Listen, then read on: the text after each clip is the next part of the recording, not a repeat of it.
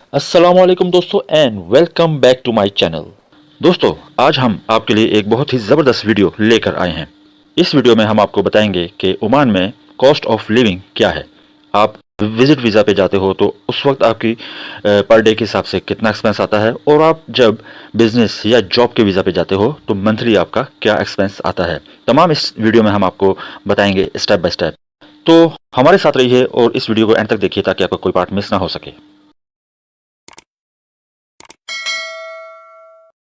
Welcome back दोस्तों। सल्तनत of Oman GCC का एक ऐसा कंट्री जो हमेशा से सल्तनत रहा है।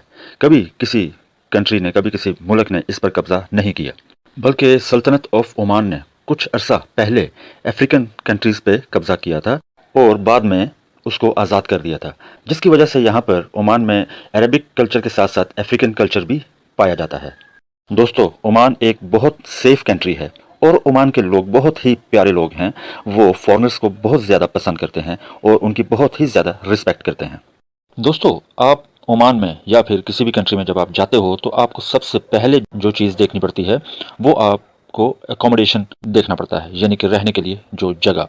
तो और दूसरे नंबर पर आपको फूड, यानी खाने पीने के लिए आपको फूड चाहिए, तो ये खर्चा आपको करना पड़ता है। और तीसरे नंबर पर आपको चाहिए होती है ट्रांसपोर्टेशन, यानी आगे पीछे जाने के लिए बस, टैक्सी, जो मेट्रो, ट्रेन, इस किस्म की चीज़ें आपको चाहिए होती है। तो इसका पर डे के हिसाब से आपको किराया और ये सारी चीज़ें आपको देखनी पड़ती हैं। और चौथे नंबर पर आजकल की ज़रूरत है जो सिम कार्ड, कम्युनिकेशन के लिए आपको सिम कार्ड की ज़रूरत पड़ती है। तो इन सारों को हम आपको बताएंगे कि आपको ओमान में क्या क्या खर्चा आपको पड़ जाएगा, ठीक है, क्या क्या एक्सपेंस आपको पड़ जाएगा। तो शुरू करते हैं। सबसे पहले अकोमोडेशन। दोस्तों, अगर आप विजिट वीज़ा पर हो, जाहिर है कि आपको होटल देखना पड़ता है, होटल पे रहना पड़ता है। ओमान में आपको होटल जो मिल सकता है वो आपको एक अच्छा होटल 25 से लेकर $35 पर डे के हिसाब से आपको मिल सकता है, ठीक है। तो आप जितने दिन रहोगे, 10 दिन रहोगे, एक हफ्ता रहोगे, 5 दिन रहोगे, तो उस हिसाब से आपको ये आपने मल्टीप्लाई कर लेना है।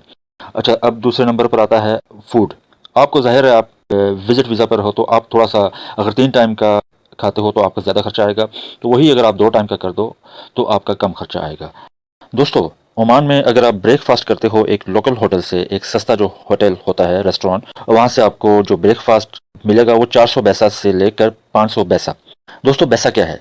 जो हमारे मुल्कों में, इंडिया पाकिस्तान में पैसा चलता है, ठीक है, यानी कि 1 रुपये से कम की जो करेंसी होती है उसको हम पैसा कहते हैं। तो इसी तरह ओमान में इसको बोला जाता है बैसा। तो 1 रियाल में 1000 बैसा होता है। और इसी तरह आप अगर दिन का खाना यानी लंच या रात का खाना, वो आपको 800 पैसा से लेकर 1 रियाल तक का पड़ जाता है।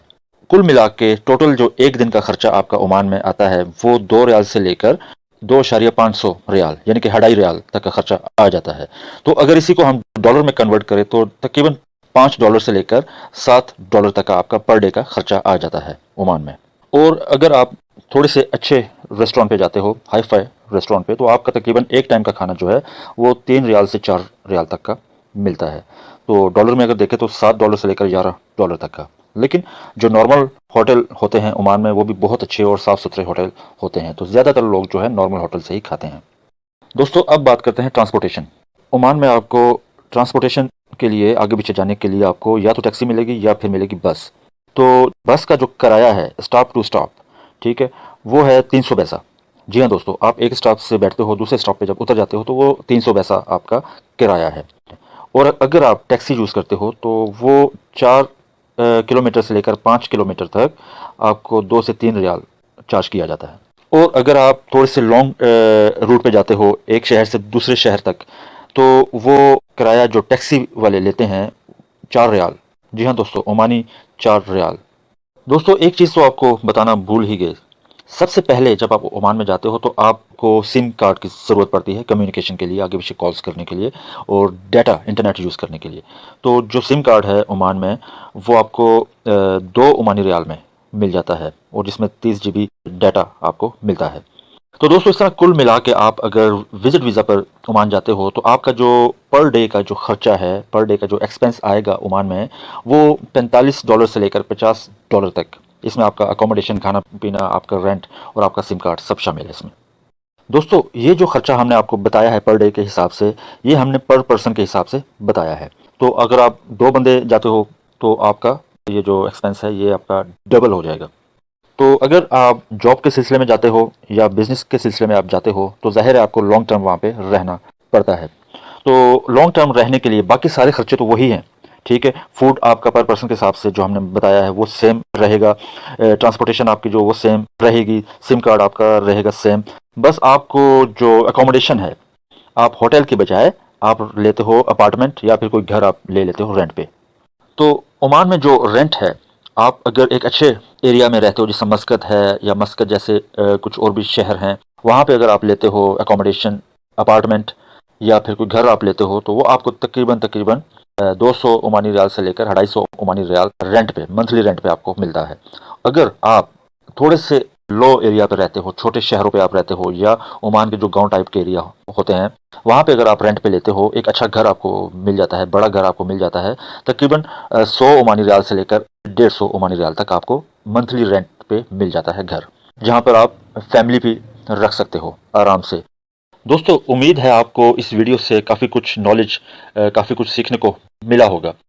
یہ ویڈیو بنانے کا مقصد یہ تھا کہ اگر کبھی بھی آپ کا چانس بنتا ہے عمان میں جانے کا تو آپ کو عمان میں رہنے کے جو اخراجات ہیں، جو ایکسپینسز ہیں، ان کے بارے میں آپ کو معلومات ہونی چاہیے۔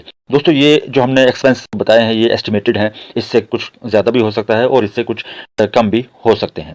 دوستو اگر آپ کو اس ویڈیو سے کچھ سیکھنے کو ملا ہے تو آپ لوگوں سے ایک ریکویسٹ ہے کہ اس ویڈیو کو دوسرے لوگوں تک بھی، اپنے دوستوں تک، اپنے رشتہ داروں تک شیئر کیجیے تاکہ وہ بھی اس ویڈیو سے کچھ فائدہ اٹھا سکیں۔